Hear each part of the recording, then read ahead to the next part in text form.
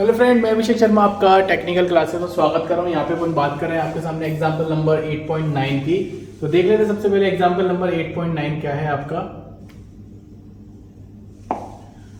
उसमें प्रॉब्लम दे रखी है कि two similar round bar A and B are each 300 mm long as show in figure. आपको दो राउंड बार दिख रखी है, बार ए एंड बार बी के नाम से। उनकी जो टोटल लेंथ है अगर आप नोटिस करेंगे कि 100 प्लस 200 आपकी वो 300 mm ही हो रही है, या 200 प्लस 100 वो भी आपकी 300 mm ही हो रही है। The bar A receives N axial blow which produce a maximum stress of the 100 megapascal. तो इस केस के अंदर जो लोड लग रहा है उसकी वजह से जो आपकी स्ट्रेस डेवलप हो रही है वो 100 मेगापास्कल की हो रही है। उसने बोला find the maximum stress produce by the same blow on the bar B, यानी कि अब आपको बताना कि बी वाले केस में कितना होगा। If the B bar is also stress to the 100 megapascal determine the ratio of energy stored by the bar B and A, यानी कि उसने बोला कि U B over U A की भी आपको वैल्यू बतानी है कितनी होगी। तो सबसे पहले आपको यहाँ पे केस दिया था कि उस केस में उसने बताया यहाँ पे कि मैं नोटिस करूंगा उनकी लेंथ दे रखी है, डायमीटर दे रखा है। तो सबसे पहले मैं कंसीडर करूंगा कि मेरे को इसकी स्ट्रेस दे रखी है, इस वाले केस की स्ट्रेस नहीं दे रखी। तो उसने बोला कि sigma B is the maximum stress produce in the bar in the 20 mm diameter. क्यों ऐसा क्यों होगा? क्योंकि अगर मैं बात करूंगा कि आपको पता है कि sigma is equal force upon area होता है, तो जितना एरिया आपका कम होगा उतनी स्ट्रेस आपकी ज्यादा होगी। अगर मैं ये बोलता कि 40 mm के डायमीटर वाले हिस्से के अंदर आपकी स्ट्रेसेस ज्यादा होगी तो वो गलत होगा, क्योंकि यहाँ पे जो एरिया डेवलप होगा 5/4 20 का स्क्वायर, जब मैं उसका लोड के अंदर डिवाइड दूंगा तो स्ट्रेस आपकी ज्यादा आएगी एज कंपेयर 40 स्क्वायर वाले के डिवाइड देने पे। तो उसने ऐसा इसलिए बोला कि 20 mm वाले को अपन कंसीडर कर रहे हैं। यंग्स मॉडुलस आपको दिया है दोनों बार के लिए ई सेम है। अपन नीचे आ जाते हैं जो क्वेश्चन दे रखा है, क्योंकि पहली कंडीशन में मुझे सिग्मा बी निकालनी है। तो यहाँ पे उन्होंने बोला है कि we know that the area of the 20 mm diameter portion, कि अपन को पता है कि अपन एरिया निकाले 20 mm डायमीटर पोर्शन का।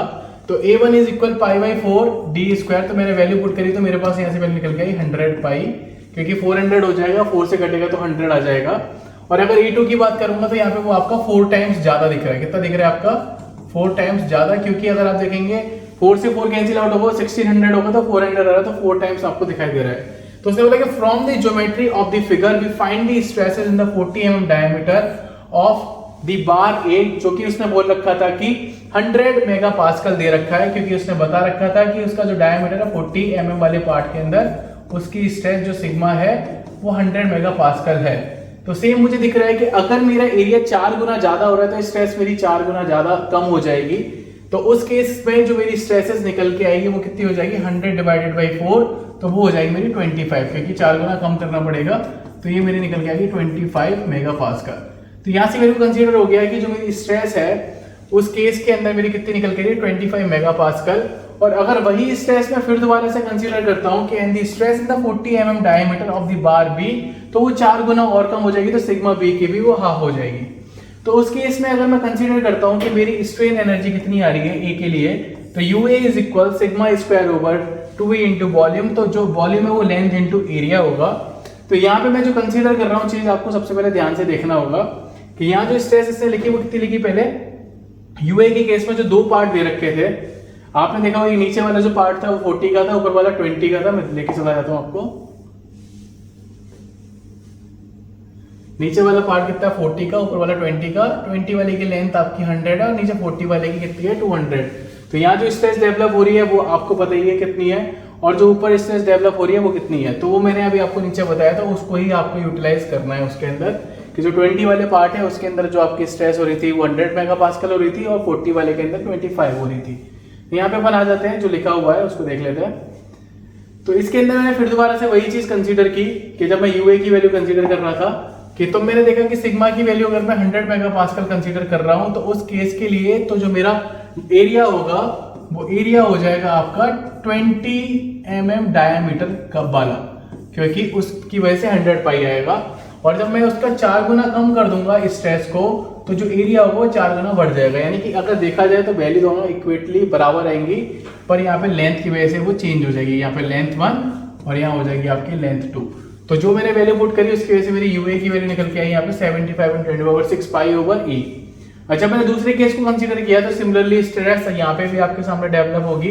तो जो स्ट्रेस होगी जो 100 पाई होगा उसके अंदर सिग्मा बी कंसीडर होगी, और 400 पाई होगा तो उसका 4 टाइम्स कम हो जाएगी स्ट्रेस। तो यहाँ पे मैंने जब देखा तो स्ट्रेस को जब मैंने इक्वेट करके वैल्यू निकाली तो यूवी की वैल्यू जो निकल के आई वो 11.25 × 10⁻³ पाई डीवी स्क्वायर ओवर ई निकल के आया। उसने बोला कि दोनों जो बार थी उसके अंदर अगर मैं एनर्जी को देखूं तो दोनों एनर्जी मेरी सेम थी, तो UA = UV हो गया।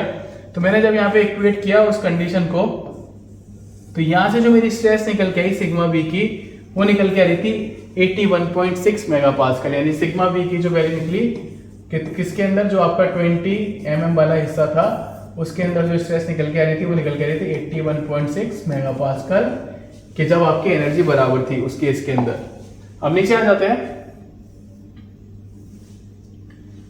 अब उसने पूछा कि रेशियो बता दीजिए, तो दोनों के अंदर कितना कितना रेशियो आ रहा है कि यूवी और यूए की वैल्यू की अगर मैं बात करूं उस केस के लिए, तो आप जब यहाँ पे नोटिस करेंगे कि आपको जो वैल्यू ऊपर आइडेंटिफाई थी, आप यहाँ देखेंगे ये वाली वैल्यू मैंने पूरी की पूरी उठाई, पाई भी है, सिग्मा बी का स्क्वायर भी है, पर यहाँ पे जो मैंने स्ट्रेस लगाई वो मैंने 81.6 नहीं लगाई, क्योंकि अगर मैं 81.6 लगा दूंगा तो यहाँ पे आंसर 1.5 नहीं आएगा, 1 आएगा, क्योंकि दोनों को इक्वेट किया था। तो मैं इसके बेसिस पे निकाल रहा हूँ कि यहाँ पे अगर स्ट्रेस मेरी 100 है तो उस केस के लिए मैं स्ट्रेस को देख रहा हूँ, यहाँ पे लिख भी रखा है कि we know that the energy stored in the bar B when is also stress to be the 100 megapascal. तो वो उसने सेकंड केस बोला था आइडेंटिफाई करने के बाद। तो स्ट्रेस की वैल्यू मैंने यहाँ पे 100 मेगापास्कल लगाई, तो मेरे पास ये वैल्यू निकल के आई, और साथ के साथ मुझे यहाँ पे वैल्यू पता थी यूए की 100 मेगापास्कल के हिसाब से। तो जब मैंने इसको देखा तो ई से ई कैंसिल आउट हुआ, पाई से पाई, 10⁻6 से 10⁻6, तो 112.5 डिवाइडेड 75 किया तो वैल्यू मेरे पास निकल के आ गई 1.5। आप एक बार आगे पीछे करके फॉरवर्ड रिवर्स करके अगर आप देखें वीडियो तो आपको और अच्छे समझ में आएगी कि मैंने क्या बोला है, क्या किया है। अगर आपको वीडियो अच्छी लगी तो प्लीज़ लाइक ज़रूर करना, शेयर ज़रूर करना। Thank you for watching guys, thank you so much.